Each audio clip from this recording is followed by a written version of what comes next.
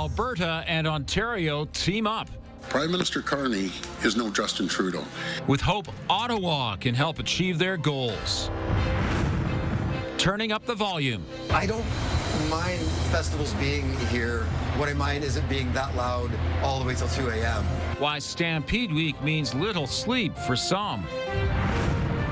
And changing flight plans. We have seen some decline in demand to the U.S., and as a result, we've redeployed some of our capacity. WestJet announces new routes heading south.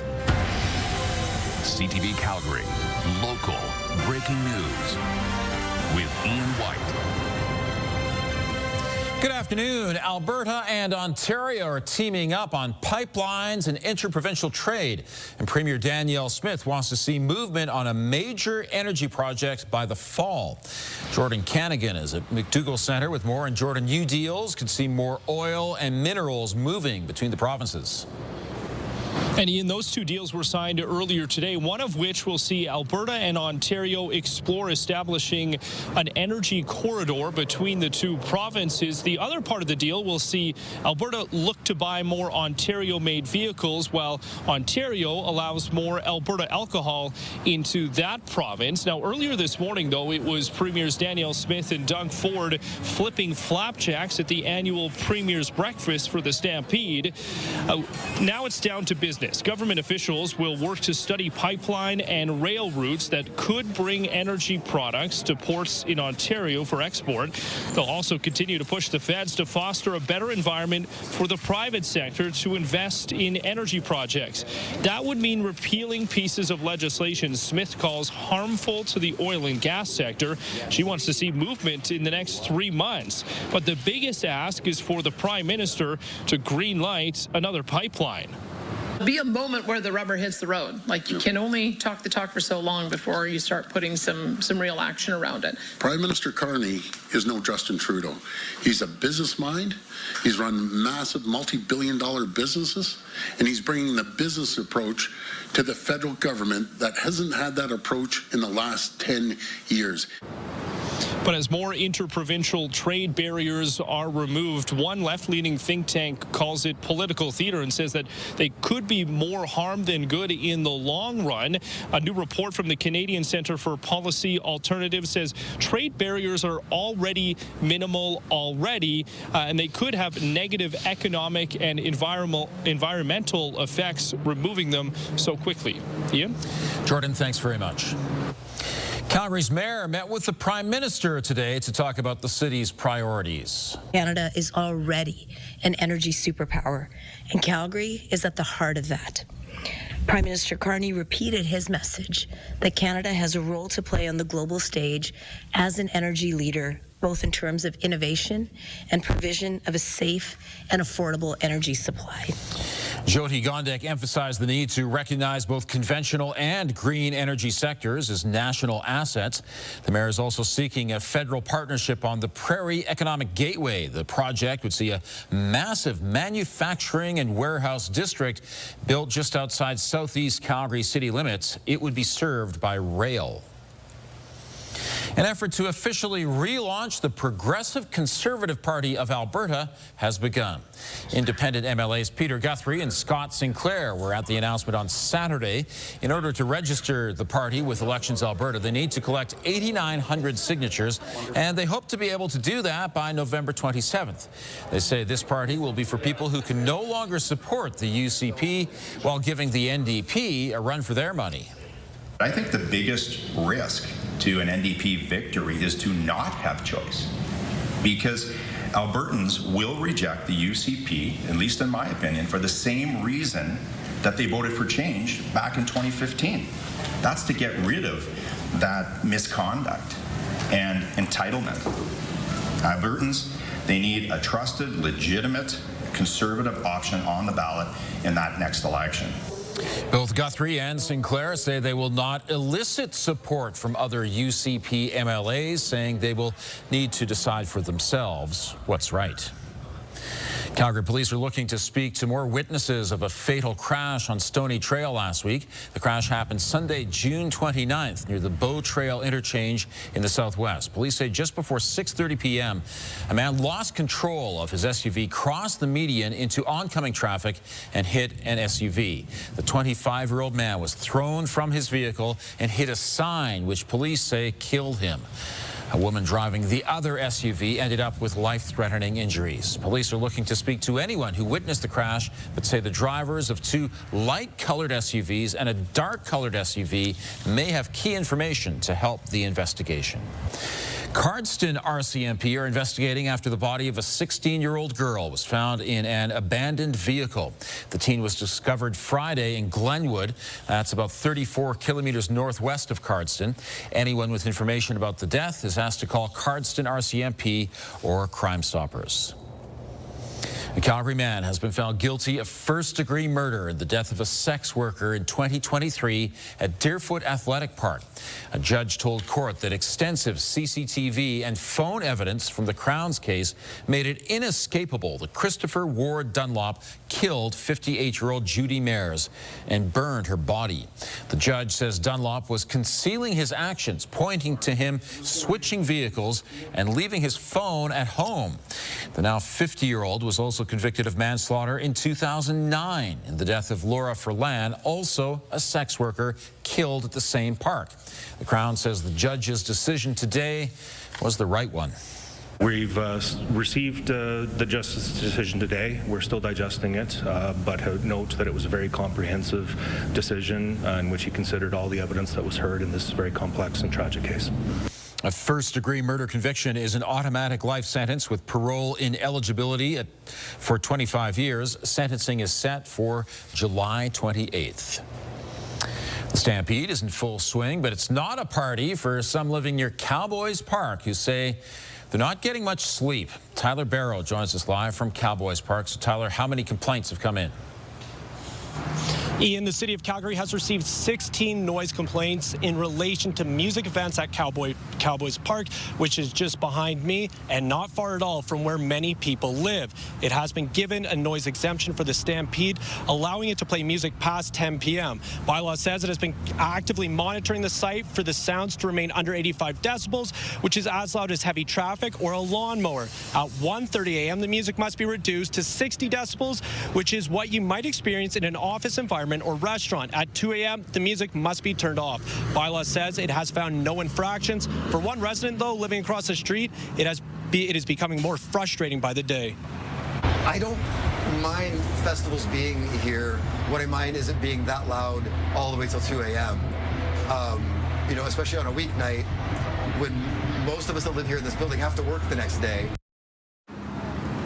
CTV News did make multiple attempts to reach the organizers of the Cowboys Music Festival in relation to the noise complaints. We did not hear back by our deadline.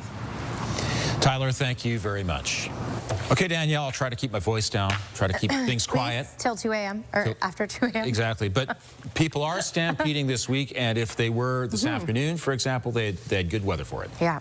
And if you like sunshine and heat, which is pretty fitting for Stampede, let's be honest, so is the odd thunderstorm. But tomorrow, temperatures are going to build into the 30s in Calgary. That comes with lots of sunshine. So basically at 23 right now, and it feels hot out there, we're just getting started. Winds, you know, light for the most part, but at times gusting closer to 30 kilometers per hour. Your 24-hour forecast is brought to you by Fifth Avenue Volkswagen, where you can win your ride. See dealer for details or visit fifthavvw.com. Okay, so mainly sunny skies for the evening, calm, quiet throughout all of tomorrow as well. The winds will just pick up a little bit later in the day, but when we hit 30 degrees, a little gust out of the southwest, not so bad to help things feel a little cooler. I'll tell you the long-range forecast because there's some rain in that. That's coming up, Ian. Thank you, Danielle. With the weather heating up, wildfires are a real concern. Next, an update on fires across the province and how many of them are out of control.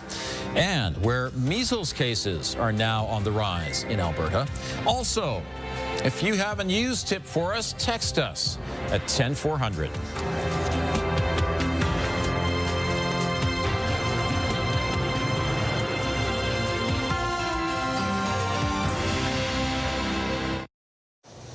Alberta Wildfire says the fire danger is currently low across most of the province, but we're not out of the woods yet. Hot weather tomorrow and later this week could make it easier for new fires to start, or those still burning to flare up. Most of the 44 active wildfires in Alberta are under control or being held. Only 13 are considered out of control. Fire crews are working to contain those fires before the weather really heats up. We never put firefighters in the path of a extremely active wildfire. It's just not safe. But when the activity gets down to a level where it's smoldering along the edges of a fire, it's then safe to send crews and heavy equipment and that kind of thing in to build the containment lines. Alberta Wildfire will also be keeping a close eye on the potential lightning activity across the province. And speaking of things heating up, we usually get at least one 30-degree day during the Stampede, and it's coming tomorrow. Here we go, yeah. And which is nice because they have the sprinkler things. Oh, yes, I like those. And there's things to do to stay cool there. As they've mentioned a lot of times, you know, go into the BMO, do some shopping, buy some cute things, take a break from the heat. Okay, here's your Skywatch weather camera, and it's a beautiful day. Today is one of those days where it feels quite hot out there, but it's not excessively hot. It's not cold. Tomorrow we get closer to that excessively hot level, of course, in many communities, because many communities in the south will surpass the 30 mark. Okay, 24 right now in Calgary, that's our daytime high. 26 in Lethbridge at the moment, 27 Milk River, Medicine Hat, Brooks, and in through Drumheller as well, and Pincher Creek. So a good amount of warmth out there, but we have this ridge of high pressure that will allow the temperature to climb even further, especially for the coming days for the south end of the province. And then for us here in Calgary, really just for tomorrow. So here's that ridge of high pressure that will continue to build, but then we have this trough moving in for Wednesday and Thursday. That's going to change the game. So for Calgary specifically, it's going to decrease the temperature a little bit, give us a little bit of rainfall. Really for the far south, though, we'll likely only see that activity as of Thursday. And then another ridge builds in after that. I'll show you the long range in just a second and what that means. Heat warning in place for foremost Many Marys, Medicine Hat, over through Brooks, Champion, Vulcan. It's not in Calgary, it's just to the east of Calgary. Strathmore is included in this. So yes, excessive heat for the next 2 days in these communities. Calgary, we're just looking at 1 day of heat. Okay, here's that ridge of high pressure. There's the cloud cover. It's redirecting all the moisture up and around us, keeping things stable in the south. It's been a beautiful day because of that, absolutely.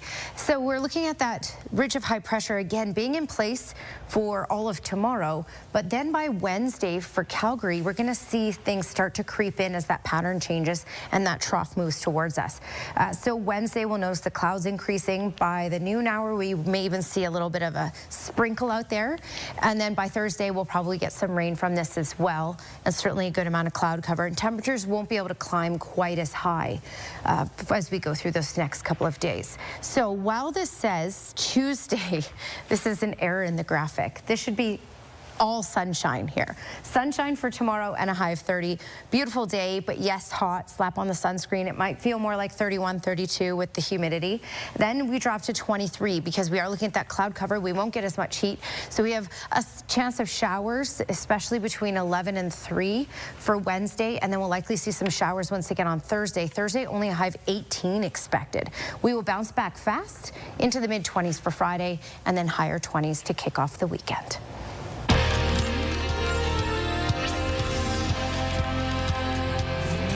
27 more Albertans have confirmed cases of the measles, and that brings the provincial total to over 1,200. Most of the new cases are in the north zone. Health officials continue to encourage Albertans to ensure they've received 2 doses of the MMR vaccine. Albertans who aren't fully vaccinated are advised to be extra cautious if they're heading to the Stampede. The highly contagious virus can linger in the air for a couple of hours after an infected person has left the area.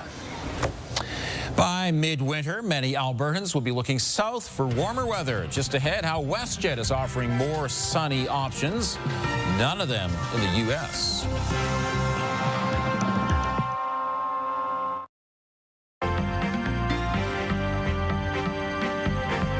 Tesla shareholders are watching their investment take a hit today, and that includes their CEO. Joining me is Robert Geary, investment advisor with the Popwich-Carmally Advisory Group. Now, Robert, what happened in the markets today?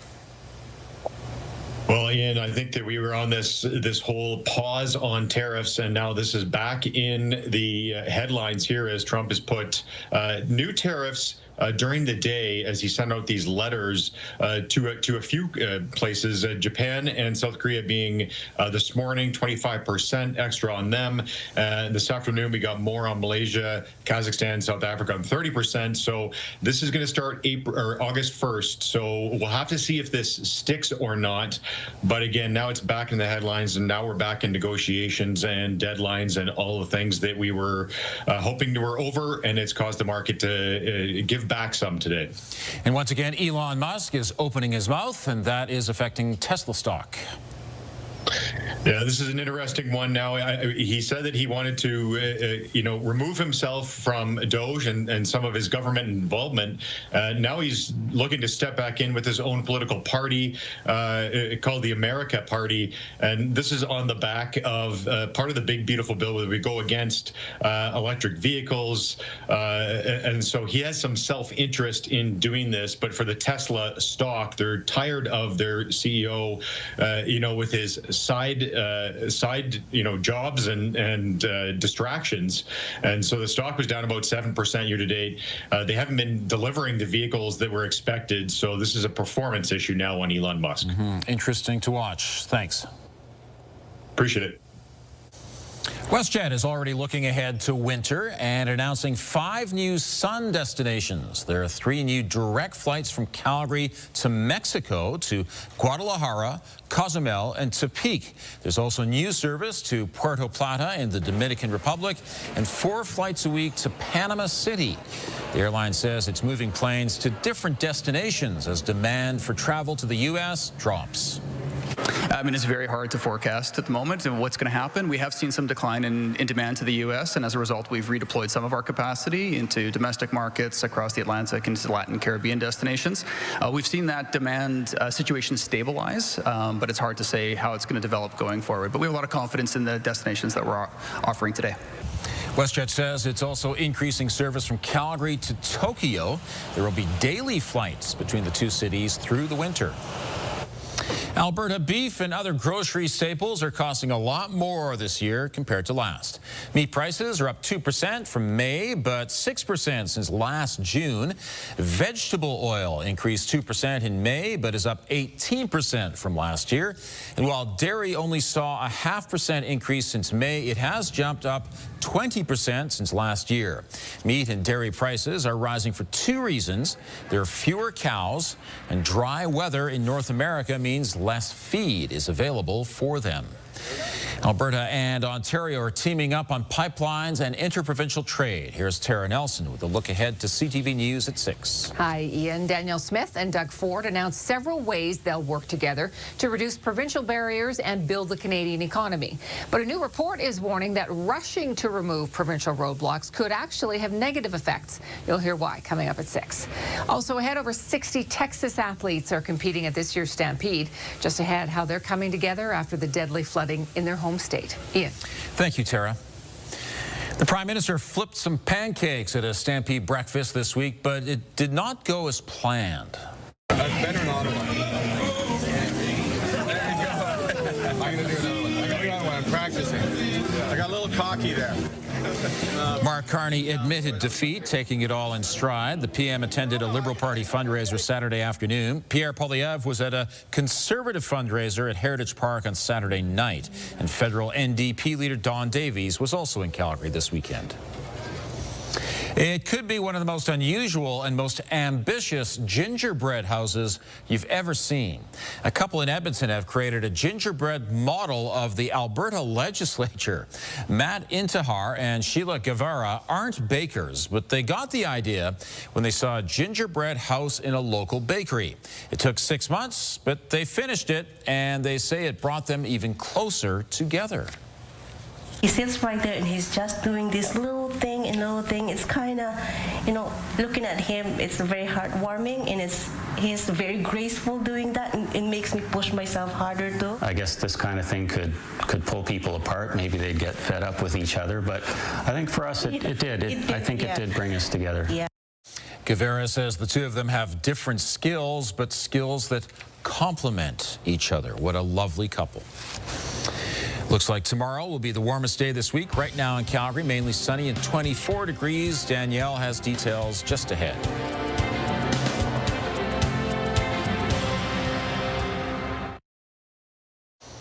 We actually have a variety of weather conditions this week, right? Yeah, so if you're thinking of going to Stampede and you like it hot, you know, then tomorrow's your day. But if you like a cooler day, anyway, we'll talk about this in just a second. Get your daily dose of greens at Serenity Golf Club, just 20 minutes east of Calgary. And look at these temperatures. What a perfect day for golfing today. Not too hot, not too cold. Winds fairly calm. All right, for tomorrow, 30 and sunny. So it may even feel a couple degrees warmer than that with the humidity. A little gusty later in the day, which will be a nice relief, to be honest. And if you're taking the kids down and that's what you're planning, when it's not so hot, I kind of like that. When you have some cloud cover, maybe the isolated shower, 23 degrees on Wednesday, BMO Kids Day. Kind of a perfect day for the kids. Ian? Thank you, Danielle. A Calgary boy who turns 4 today helped deliver a massive birthday present to the Children's Hospital. 3, 2, 1, throw it. Henry has spent a lot of time at the hospital in his young life. He's been there for dialysis, a kidney transplant, and weekly blood work. He noticed the hospital was running out of Hot Wheels. CJ92 got involved and held a Stuff the Studio drive and filled every bare space of their radio booth with donated toy cars. They collected more than 20,000. Today, the first delivery was made at the Children's Hospital loading dock, and Henry's family is overwhelmed. I have been on the verge of tears almost all day. This has been such an amazing day with all the generosity from our community. Yeah, it's been incredible just to see people reaching out and bringing cars and cakes and just donating all these amazing Hot Wheels and toys for the kids at the hospital, just like Henry, who come here and need the care that they get. The Children's Hospital can't take all 20,000 cars at once, so 3,500 were delivered today. You see Henry is doing some of the deliveries himself. AMJ Campbell is providing storage for the rest and will deliver them to the hospital as needed. What a wonderful charity venture that is. Incredible. Great job, Henry. Thank you for joining us. Now here's the early edition of the CTV National News.